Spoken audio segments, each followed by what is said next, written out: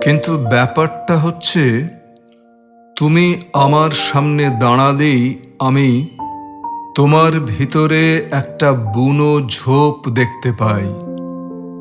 ওই ঝোপে একটা মৃতদেহ ঢাকা দেওয়া আছে, অনেক দিন ধরে আছে।